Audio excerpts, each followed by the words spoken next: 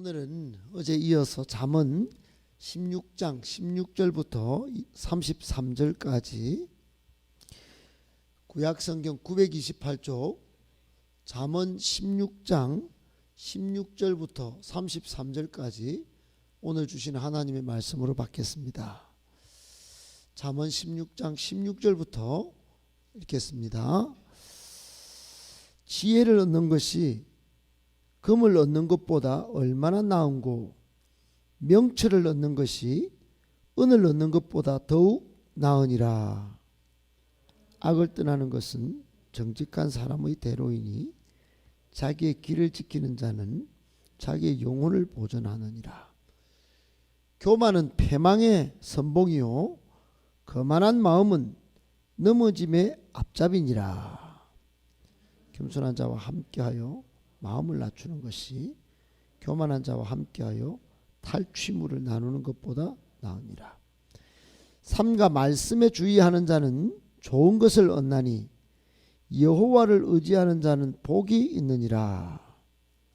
마음이 지혜로운 자는 명철하다 일컬음을 받고 입이 선한 자는 남의 학식을 더하게 하느니라. 명철한 자에게는 그 명철이 생명의 샘이 되거니와 미련한 자에게는 그 미련한 것이 징계가 되느니라. 그의 입을 슬기롭게 하고 또 그의 입술에 지식을 더하느니라.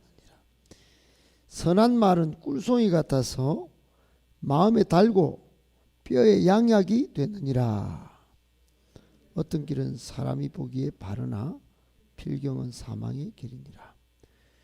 고되게 일하는 자는 식욕으로 말미암아 애쓰나니 이는 그의 입이 자기를 독촉함이니라. 불량한 자는 악을 꾀하나니 그 입술에는 맹렬한 불 같은 것이 있느니라. 패역한 자는 다툼을 일으키고 말쟁이는 친한 벗을 이간하느니라. 강포한 사람은 그 이웃을 꾀어 좋지 아니한 길로 인도하느니라. 눈짓을 하는 자는 패역한 일을 도모하며 입술을 닫는 자는 악한 일을 이루느니라. 백발은 용화의 면류관이라. 공의로운 길에서 얻으리라. 노하기를 더디하는 자는 용사보다 낫고 자기의 마음을 다스리는 자는 성을 빼앗는 자보다 나으니라. 제비는 사람이 뽑으나 모든 일을 작정하기는 여호와께 있느니라. 아멘. 할렐루야. 참 반갑습니다. 여러분 한 절 한 절 이 잠언서 이 교훈이 옛날에는 우리나라로 치면은 왕의 자녀를 가리키는 용도로도 썼고 또 학식과 지식과 지혜를 더하여 세상을 승리하도록 이끈 그런 귀한 말씀들입니다. 우리가 지금 한 절 한 절 이걸 다 그 의미와 또 교훈의 말씀을 다 살펴볼 수는 없지만은 여러분이 계속 읽다 보면 한 절 한 절 삶의 지침 또는 생활에 아주 지혜를 더해주는 그런 귀한 꿀 같은 말씀이니 그 말씀들을 가까이 하고 늘 익숙하게 하시어서 앞으로 삶에 승리하시고 또 복 받으시기를 예수님의 이름으로 축복합니다. 오늘 말씀은 세 가지로 짧게 정리해서 묵상하도록 하겠습니다. 첫 번째, 지혜와 명철은 돈 주고 살 수 없습니다. 여러분 세상에 돈으로 살 수 있는 게 참 많죠. 억만금을 주고 집을 살 수 있습니다. 아파트 서울에는 10매덕짜리 합니다. 강남에도 10매덕짜리가 기본인데 여러분 돈으로는 그 강남의 땅도 아파트도 살 수 있습니다. 돈으로 좋은 집을 사고 화려한 가구를 들여놓고 또는 비싼 차도 구입해서 쓰는 사람들이 있습니다. 요즘 젊은이들은 차 사는 게 로망인데 차로 자기의 부를 자랑하고 또 다른 사람에게 자기의 좀 있는 것을 자랑하는 용도로 쓰고 또 기왕 좋은 차로 좀 즐겁게 살아가는 것들을 표시낸다고 합니다. 그러나 여러분, 오늘 16절에 보면 지혜를 얻는 것이 금을 얻는 것보다 얼마나 나은고, 명철을 얻는 것이 은을 얻는 것보다 더욱 나으니라, 이런 말씀이 있어요. 여러분, 옛날에는 지금 돈 억 단위로 이야기하는 것보다 금, 은 그러면 최고의 가치였습니다. 금은 얼마고 은은 얼마고 이런 계산이 없었어요. 그냥 금, 은 그러면 그 집에 아이고 그거 가졌네, 얼마나 부자고, 이렇게 됐습니다. 오늘 이 말씀은 무슨 말씀입니까? 지혜를 얻는 것, 명철을 얻는 것, 즉 하나님의 말씀으로 지혜를 얻고 하나님의 말씀으로 명철한 이 모든 것은 금, 은보다 낫다고 하는 이유가 뭘까요? 그것은 재물이나 돈으로 지혜나 명철을 살 수 없다는 것입니다. 여러분, 재물로는, 돈으로는 집을 살 수 있지만, 화려한 가구를 넣고 또 좋은 차를 살 수 있지만, 그것으로 참된 행복을 살 수는 없습니다. 돈으로는 얼마든지 해외여행을 다니고 맛있는 음식을 먹을 수 있지만, 그것으로 사랑도 살 수 없고, 그것으로 가족의 화평도 때로는 살 수 없습니다. 오히려 돈 때문에 화평이 깨지고 자녀와 또 부모 간의 의가 상하는 경우를 많이 봅니다.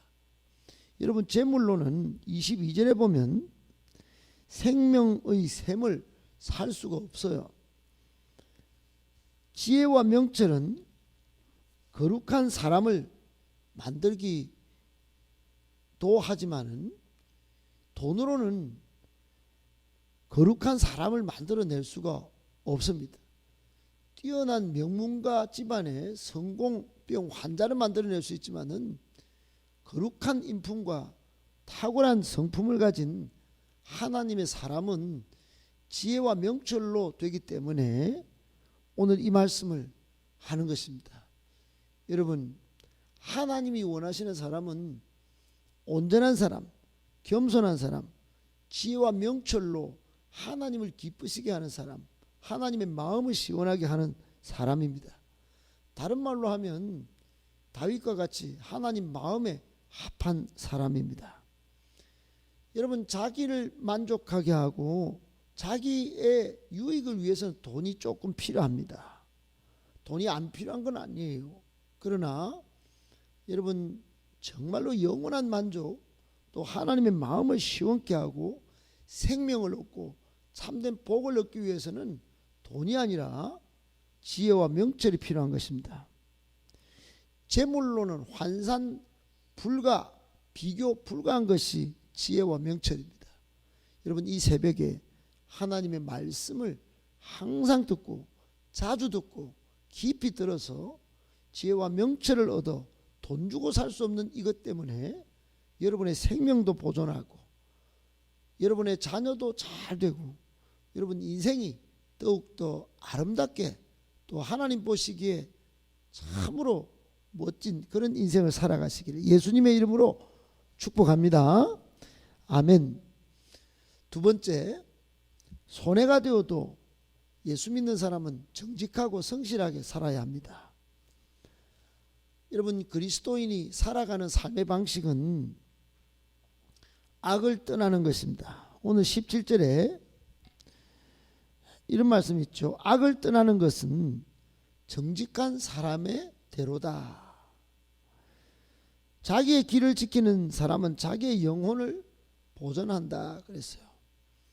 여러분, 요즘 악을 안 떠나서 골치 아픈 사람들이 참 많습니다. 지금 잠깐 편하려고 하다가 그거 돈 부정한 방법으로 또 사람 잘못 사귀어서 감옥 가고 또 스토커 당하고 서로 망하는 그런 경우가 얼마나 많은지 모릅니다. 여러분, 오늘 18절도 동일한 말이에요. 교만한 사람은 패망의 길로 가는 첫 번째 선 사람이고, 거만한 마음은 넘어지는 사람의 첫 번째다 그랬어요. 여러분, 성도는 항상 정직하고 겸손해야 합니다. 아울러 27절에 보면 불량한 사람은 악을 꾀한다 그랬죠. 그리고 29절에도 강포한 사람은 이웃을 꾀한다 그랬어요. 좋지 않은 길로 인도해 내는 사람입니다. 다른 말로 하면 정직하거나 성실하지 않고 다른 방법으로 사는 사람은 넘어지는데 1등, 그리고 망하는데 1등이라는 뜻입니다. 다른 표현으로 하면 성도는 그렇게 살면 안 된다 하는 것을 오늘 말씀이 우리에게 직접 교훈하는 것이에요. 여러분, 회사 다녀 보면 불의에 타협하도록 이끄는 게 이 세상에 참 많습니다. 회사가 그렇게 요구하고 상사가 그렇게 요구하고, 또 다른 사업하는 분은 다른 쪽에서 조금 요령을 피워서 돈을 벌도록 유혹하는 것들이 참으로 많습니다. 이런 세상 속에서 정직하고 성실하게 살면 손해보기 딱 좋고, 미련하다는 소리 듣기 딱 좋고, 정직이 어디 밥 먹여주나, 성실한 게 어디 밥 먹여주나, 조금 여유있게 그렇게 살면서 그렇게 해야지, 어떻게 그렇게 바쁘게 살다 야 피곤하다 피곤해 니만 보면 이런 소리 듣기 딱 좋습니다. 여러분, 그러나 하나님의 백성인 성도의 삶의 방식은 정직과 성실입니다. 성경을 쭉 읽어보면 성실한 요셉이 복을 받고, 성실했던 정직했던 이삭이 나중에는 셈을 차지합니다. 여러분, 수많은 사람들이 그렇게 하나님의 영광을 드러내고 하나님을 기쁘시게 했습니다. 손해가 되어도 이익이 없어도 정직하고 성실하게 사는 것이 하나님의 마음에 합한 사람이라는 거, 하나님의 마음을 시원하게 하고 마침내는 복이 된다는 사실을 꼭 기억해야 합니다. 어제 우리 수요일날 양육 때 들어봤지만, 카센터는 직원이 정품을 쓰면 돈이 비싸고 사람들이 안 오니까 유혹을 받아서 가짜를 싸게 자동차 부품을 공급하는 일을 했어요.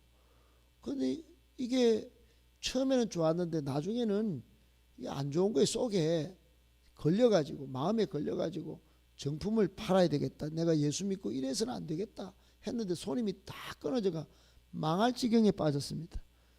그래, 이런 말씀에 교훈 받아가지고 아이고 정직해야지, 내가 좀 비싸게 팔아도 어쩔 수 없다, 하나님의 사람은 정직과 성실이 기본이다. 그리고 또 정품을 써서 정직하게 팔았는데 처음에는 팔이 날리고 망할 지경으로 가다가 점차 매출이 늘어서 나중에는 가짜로 판 것보다 훨씬 더 크게 성장하고 복을 받았다, 이런 이야기가 있습니다. 여러분, 손해가 되어도 이익이 없어도 정직하고 성실하게 살아서 하나님을 기쁘시게 하고 여러분의 삶도 영원히 복받는 은혜가 있기를 예수님의 이름으로 축복합니다. 아멘. 마지막 세 번째, 말씀에 주의하면 그게 복입니다. 여러분, 성도의 길은 말씀을 따라가는 길이에요. 그래서 여러분, 강대상에 항상 저기 붙여 있습니다. 이렇게 뒤에 가려져 있지만, 주의 말씀은 우리의 발의 길이요 등불이다 이랬어요. 여러분, 오늘 본문 20절에도 그런 말씀이 있습니다. 잘 한번 보세요. 삼가 말씀에 주의하는 자는 좋은 것을 얻고 여호와를 의지하는 사람은 복이 있다 그랬어요. 여러분, 아브라함 이야기를 아시죠? 창세기 12장부터 한번 쫙 읽어보세요. 아브라함은 말씀을 따라갑니다. 말씀을 쫓아갑니다. 말씀이 아브라함을 치면 아브라함이 돌았어요. 그래서 아브라함은 뭐가 됐습니까? 믿음의 조상이 된 거예요. 말씀이 내 인생의 내비게이션이다. 그러고 잘 듣고 따라가니까, 그걸 습관 삼아서 인생을 그렇게 살아보니까 말씀이 내 기준이다. 말씀을 항상 들어야 된다. 말씀에 순종해야 된다. 99.9%의 순종도 순종이 아니라 말씀이 말씀하면 나는 100% 순종한다. 이익이 없어도 손해가 돼도 말씀에 정직하게 반응한다. 이런 삶을 사는 사람은 여러분 반드시 복이 되는 것입니다. 그래서 저는 말씀 충만이 성령 충만이지, 기도는 잘하고 은혜는 만땅 받았는데 말씀대로 안 산다. 그거는 나중에 성령을 회방하고 하나님을 배반하는 그런 가룟유다와 같은 삶도 나오는 것입니다.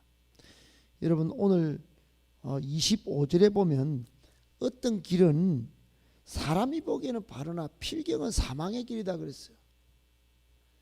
자기는 옳다고 생각하고 그 길 가는데 결국은 죽는 거예요.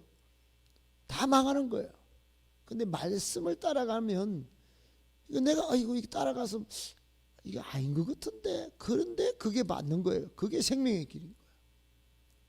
말씀을 안 따라가고 자기의 고집과 자기의 주장대로 가면 자기 생각은 바른 것 같은데 결국은 필경은 사망의 길일 수 있고, 말씀을 따라가면 이거 손해보고 억울한 것 같은데 결국은 생명과 축복의 길이고 은혜의 길이고 그런 것입니다. 여러분, 하나님의 말씀은 살아있고 활력이 있어서 우리의 마음의 생각을 다 드러내고 결국은 하나님을 영화롭게 합니다. 꼭 기억하시고 말씀의 주위에서 말씀대로 살아 복받고, 또 믿음의 조상인 아브라함의 길을 따라가는 믿음의 사람들 다 되시기를 예수님의 이름으로 축복합니다. 아멘.